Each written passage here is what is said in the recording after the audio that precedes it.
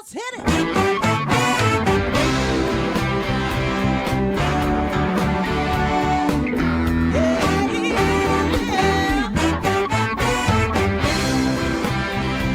Well, hi everyone, and welcome to Alzheimer Speaks Radio. I'm your host, Lori LeBay, and I'm so excited that you're joining us today.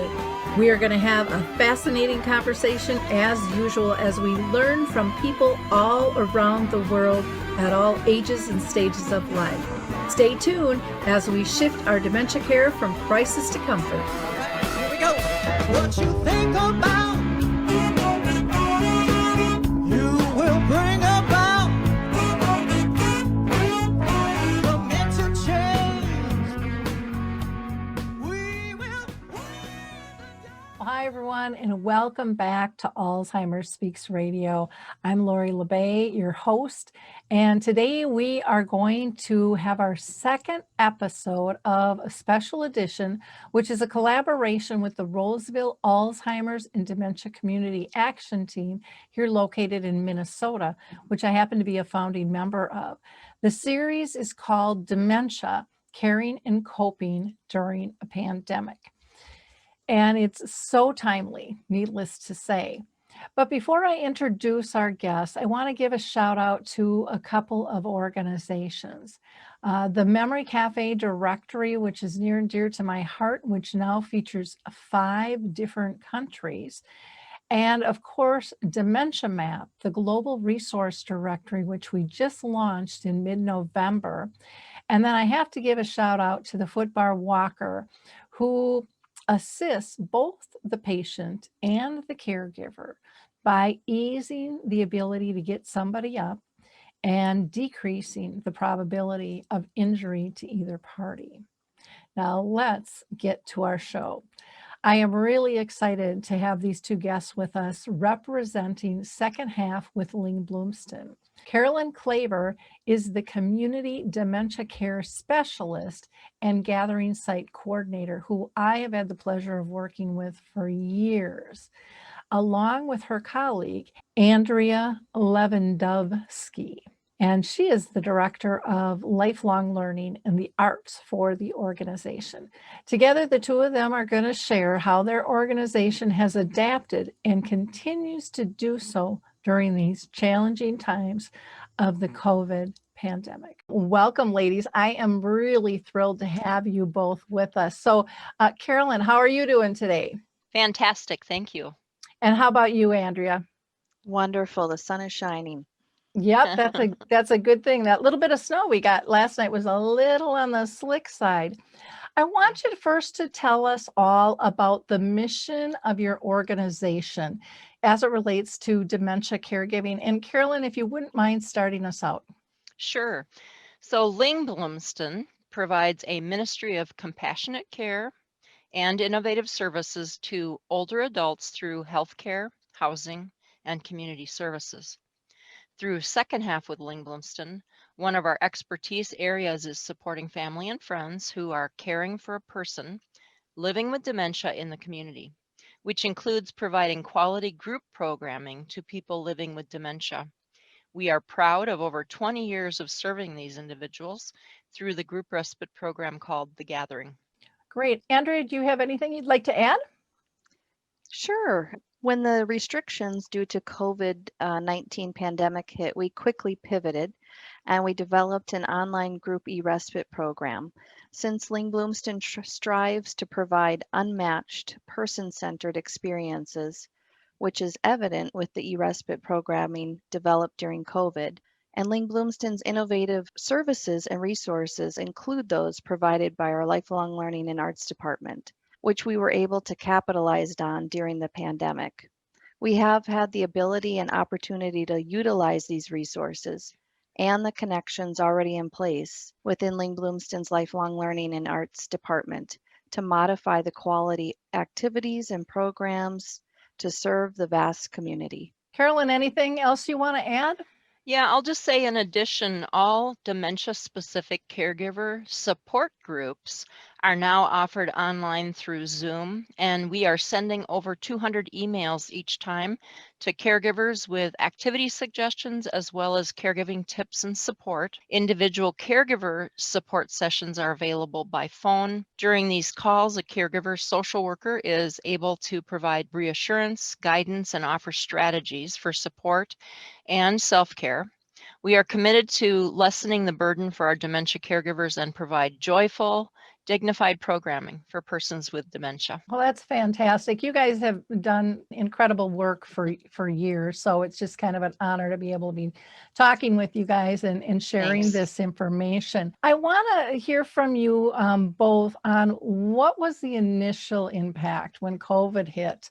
I mean, those restrictions, I mean, they had to be mind-boggling and a lot of Yeah. adjusting going on with the organization. So who would like to take that first? Well, I'll start by saying right away in March of 2020, the gathering had to be suspended, as have all of our in-person support groups and one-on-one meetings with caregivers. And so then Lyngblomsten's Lifelong Learning and Arts Department has all these wonderful programs and activities that were scheduled to take place throughout the gathering sites that, of course, we had to cancel or modify. We wanted to do that in a way where we could meet the virtual distance learning model and bring that directly to those folks in their homes. So we quickly pivoted and used the virtual component to allow us to offer more activities and resources to these caregivers, as well as the gathering participants and community members as well. Well, that's fantastic because I know, I talk with a lot of people all over the world, and there's a lot of organizations that didn't pivot and still haven't pivoted, Wow. in terms of continuing to figure out how do we deliver the services we once gave. They're kind of waiting for things to go back to normal. Mhm. And families are really struggling out there. Yeah. So I'm Very much. thrilled that you guys were able to do that so quickly. Carolyn, what were some of the things that you first tried, when you're trying to continue to provide services? Right. We started out with telephone support groups, and as a short time went on, we went on to Zoom support groups, and then some caregivers call into that if they would prefer. We also do the daily caregiver emails with activities to support them being at home. And both of those things started right away in March. Our Lyngblomsten's Director of Lifelong Learning and the Arts, which is Andrea, she has been a big help to us in providing appropriate and meaningful activities and resources for these daily caregiver emails. I mean, there are times that I have over 10 attachments. Many of these activities come from our Library of Arts, Music, Reminisce, Nature, History, Poetry, Storytelling files within our Lifelong Learning and Arts department. We also continued our one-on-one caregiver support, which is also can be education or referrals. We've done it over the phone, through email, we've done it through Zoom. And second half with Lyngblomsten's staff discussed and implemented these services really as soon as possible. So we were doing this in March. The support groups and caregiver emails were started in March, and the online Groupie Respite was started in July. Wow. Yeah. Starting in March was pretty much unheard of with people, with organizations on the whole. There were very, very few that I know of. And like I said, I talked to a lot that hopped on the stick as fast as you guys. So kudos to that. And Thank you. And kudos to developing the respite, because that is something that, people are just really, really needing, especially, with all the adult days now aren't yes. there. I mean, people Yep. are really struggling. That's Anything else true. that you wanted to add to that, Andrea? I think we've got it covered. Well, then I want to know about services and activities that you're currently providing. And how are those being received? Carolyn, did you want to kick that one off? Sure. With additional funding through the Title III National Family Caregiver Support Program, in partnership with the Metropolitan Area Agency on Aging, we were able to build our capacity and move from in-person to online programming and phone support. And so Andrea and I are going to list a few here for you. Yeah, our first one is the Groupie Respite that we've been talking a little bit about. It's a daily hour of stimulating and engaging activities for people with dementia. We serve up to 5 participants in each session, and caregivers remain in their home, but they have an hour to take some time for themselves. And we've heard so many great stories of caregivers doing that. They let us know what they're off doing. We provide wonderful, meaningful activities, and that's very important to the mission of Lyngblomsten, which include reminisce, education, nature, exercise, music, and group storytelling. So these are all intentionally developed to engage the participants for a full hour using a virtual platform and we're using Zoom. Wonderful. I can't even imagine how much that is appreciated by both families and the person with dementia, because they need a break from us too. Yeah, And absolutely. that isn't talked about too often. Carolyn, what are some other things you're doing? Well, we have several things. So I'll start with the emails for caregivers, which includes activity suggestions for that person with dementia. For many months, 8 months, we did Monday through Friday emails. Now we've gone to weekly because I've gotten so busy with the e-respite program. We're expanding those. And so those emails include fun activities to do with your person with dementia, tips to the caregiver for taking care of themselves. We really, again, as Andrea said, meaningful activities is very important to us. Online videos and links, resources and tools and techniques are provided in these emails to help caregivers connect and engage with their loved one with dementia. Next thing that we've worked on is an online educational series called Giving Care to You. And that was designed to provide the caregivers with tips, support, and encouragement as a caregiver. The next thing is our memory loss caregiver support groups via Zoom. And that is done in coordination with the Alzheimer's Association of Minnesota and North Dakota. We continue to offer our memory loss caregiver support groups. These support groups meetings are held via Zoom video conference. However, we do have participants that opt to call in sometimes with their phone instead, and we always welcome new members to those important support groups. The next piece that we have continued doing is caregiver coaching, known as REACH, through Zoom.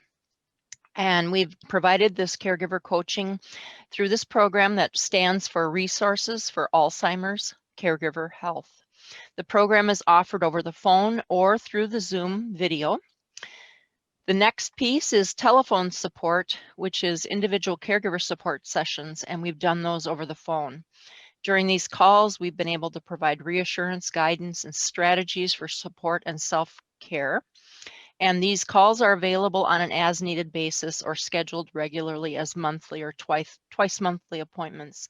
If you're interested, you can get an idea of these services at lyngblomsten.org/COVID-19-caregivers. Wonderful. What makes these successful, Carolyn? Well, I'll tell you, after 20 years of doing the gathering, and then for a year, I piloted with a doctoral student an early memory loss program. And then for a year, Jeannie Schuler piloted a project that connected one-on-one volunteers with people with dementia via Skype. So with all this experience and knowledge that we've gained over the years, we had ideas of what might be successful, including how critical engaging programs were needed to care for the dyad, that person living with dementia and the family caregiver. Added to that, the COVID restrictions and our participants not having the opportunity for their own community or stimulation. We took what we knew, we utilized our expertise, we leaned heavily on specific staff, being myself as the Dementia Community Care Specialist, and Andrea with her specialty in lifelong learning and the arts. And we intentionally designed a 1-hour program, including what Andrea mentioned, the sing-alongs, the exercise, the reminiscing, the education, because we really believe you're never too old to learn. And we also wanted creating and socializing to be a part of that hour. We are dignified in our approach and value each person's history and life story, which adds to the depth and beauty of the group. Oh, I believe that. Andrea, anything that you want to add to that? It is really pulling off of that library of resources and tools and techniques that Lyngblomsten has built into our mission and our culture. And it really helps that Carolyn and I have many, many years of experience working with people with dementia, and that we were able to use these different techniques and pivot quickly. But it also helps that we were able to provide these tools and techniques to the caregivers as well through those emails that Carolyn mentioned earlier. Fantastic. Now, Andrea, I want to talk to you because, we're talking about how great everything's working, but we know everything's not smooth as pie. and there's some challenges with dementia. So what kind of challenges did you face? Well, our biggest challenges is really the technical side of things. So Zoom isn't perfect, and of course, people have their own internet connection problems at times.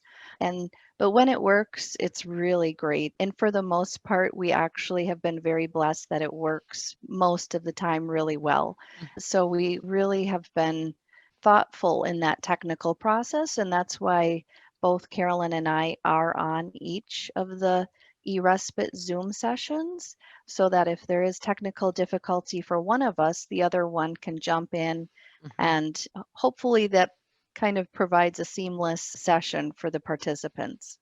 Well, in dementia, I think one of the nice things with this population too is what I have found over the years, because I've done a lot of technology for a lot of years before it was really even popular. And what I found was the audience didn't care if it was perfect. Right. They just loved the connection, and they were very forgiving of, we'll just get off and we'll reconnect again if it's not working, That's right. I mean, typically really, really patient and really, really giving, going for the big picture there. Anything else you wanted to add to the challenges, Carolyn? I just think that this e-respite has ended up being a great value to our caregivers and their loved ones living with dementia. The virtual connections aren't working for everyone, and the limited respite services available in the community has definitely increased the loneliness, the burden, and the isolation. So fascinatingly enough, Lori, I think that this was almost a perfect time, because maybe those that would have been said no otherwise were willing to give us a try right now. Yeah. We've had to do some cheerleading and say, oh, don't plan on being the same as your family Zoom sessions. This is intentionally reaching your person each and every time. Wonderful. I'm with you. I think COVID, is much as I wouldn't wish it on anybody, I think it's brought us some big gifts in terms of getting more people used to technology, telemedicine. I mean, you can kind of go on and on and on, but people are connecting in ways they never did before with people they never did before. Yeah. And I think that that's a really positive thing. Carolyn, what do you think the future holds for the organization and the services and activities? Do you think this connectivity, these electronics, do you think this is going to continue? Absolutely. We've done a lot of learning during this time, and we do know we have a great opportunity ahead, including continuing with our groupie respites. We know that when it's safe to go back to in-person, the gathering will start up again, but we will, in fact, do things maybe different than we did before COVID, and we will continue the groupie respites. Fantastic. I think that's really, really exciting. Really exciting. Andrew, what do you think about the future? Any other additional thoughts? Yeah, this social technology is, I feel, here to stay. We have really learned quickly that these community connections can be made through platforms like Zoom, and with the right programming coupled with the right staffing and support, people are really engaged. And I don't think that that's something that we should just push to the side once COVID is over. There is a space that is still here. And I think that the caregivers that are involved are great testimonials to be able to provide to others in the future about give it a try and see if it's the right thing for you. Yeah. I totally agree with that. Carolyn, what kind of advice would you give to families and care partners and people living with dementia too, about how do you deal with the isolation and the restrictions, with the pandemic? Yeah. I think all of my colleagues as well, and Andrea, we really feel very strong about this. We are wanting our caregivers not to give up. we're wanting people to continue to pursue finding a support group. Sure, maybe you don't want to have the ability to do Zoom if you don't have a camera on your computer or your phone, but go ahead and call into the group, find the group, make it an opportunity for you. Locate those experts in the community that can provide you with education, support, and referrals, and just again, don't give up. Good advice. Good advice. Andrea, anything you want to add? Oh, I think that Carolyn covers it very well. She does do a great job. Both of you have. Andrea, I want to know about what kind of suggestions you would have for other organizations to provide services to caregivers and persons living with dementia, because I know they're listening as well. Oh, thank you. Yeah, we want to continue to encourage other organizations to look at that virtual programming and know that it does work in building support and community for people living with dementia and their caregivers. We're not the only organization out there having success in it. There are others, and we are always looking at those folks to help us out as well. But the caregivers that we are serving, those that we are serving really appreciate learning about and engaging in these activities. They're finding really meaningful and purposeful tools and techniques that they can utilize during times when they're not on a session with us, or if they're not in a support group at that particular moment in time. They're pulling away with tools and techniques that have really enhanced both their lives and the life of the person living with dementia. So this is really an important opportunity to look beyond our normal scope and look outside for other opportunities for programming. Mhm. You know, I think that that's wonderful. A lot of companies feel very proprietary over what they're doing, and it's undercover and it's ours and we don't want to share. And it's so nice and uplifting to hear that, hey, we can't provide services to everybody, but the goal is to provide services to everybody. So let's share ideas that are working. Carolyn, you look like you had a thought there you wanted to share. Well, I thought it was worth letting you and the folks listening know that Andrea and I, with our vast backgrounds, took 2 months to kind of lay out a set pattern of how we'd run each day so it would feel familiar to our participants. And then we took those 2 months to continue to compile what would we want for each of these sessions and going forwards. There was a lot of planning and preparing for it, and I can't tell you the absolute joy, the feeling of community every day that we get together with a group, and we're going to 2 groups a day here in the future soon. Every session feels like you're sitting down with a group of good friends. Some of our friends have a hard time, they have aphasia. Some of our friends have a harder time remembering specific things, but it doesn't matter. This group is so loving, so caring, so accepting. It has been, well, Andrea and I've said this so many times, it's the highlight of our day. Pretty nice to like your job that much. You know, It is. It really is. What a gift. And then Yeah. to be appreciated every time you do it, can Yeah. see just that camaraderie, those connections being made.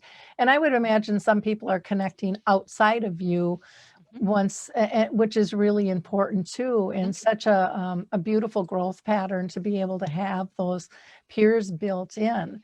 Yeah. And in a safe way. I remember years ago when Facebook was kind of just starting with their groups, and people just poo-pooed anything digital. Those aren't real friends.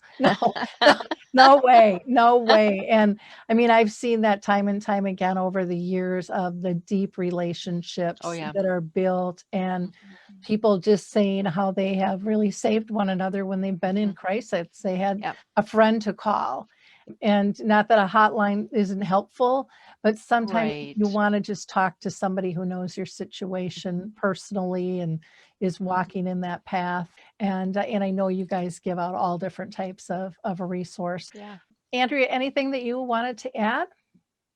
Well, just for the Groupie Respite program, it's really nice to see these connections being made peer to peer and how much they're enjoying seeing one another, even on a platform like Zoom. It doesn't stop people from creating relationships and friendships with one another. Yeah, it's beautiful. I know sometimes they just get their one-liners going back and forth with one another, and I mean, it just gets the whole group going. it's And it's precious. yeah, it really is. It Mhm. really, really is. So thank you guys so much for the work you're doing. I just want to ask if there's any other comments that you want to make that our audience should know.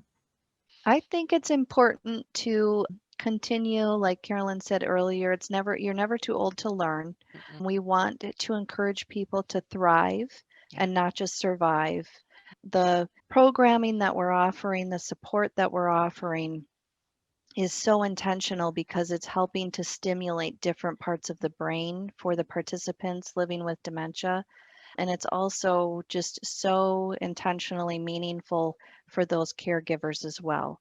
Sometimes they need it just as much as the ones living with dementia do. Yeah. Oh, exactly. Everybody feels loneliness and disconnected, and it's important Unfortunately. to have those connections. Well, thank you, ladies, so much for the work you're doing. And they've made it easy in terms of contact. So we're just going to put that up for you to see. But there'll be one contact number that you can call with any of your questions regarding any of their programs, or you can email them at caregiving@Lyngblomsten.org, and that's hot linked in the blog and on the radio page, so you can directly go there. And we're also going to add the link to the website that's going to get you not to all of their services, but directly to the caregiver resources. Right. And that's a lengthy one, so I'm not even going to say it, but again, you'll see it on the screen here, and we'll have that hot linked for you. I want to thank the Roseville Alzheimer's and Dementia Community Action Team for putting this program together. We're going to continue to talk to different organizations about how they are caring and coping during the pandemic. So thank you again, ladies, so much for what you're doing, and I look forward to seeing what you're going to be up to next. Thanks, Lori. Lori. See you later. Bye now.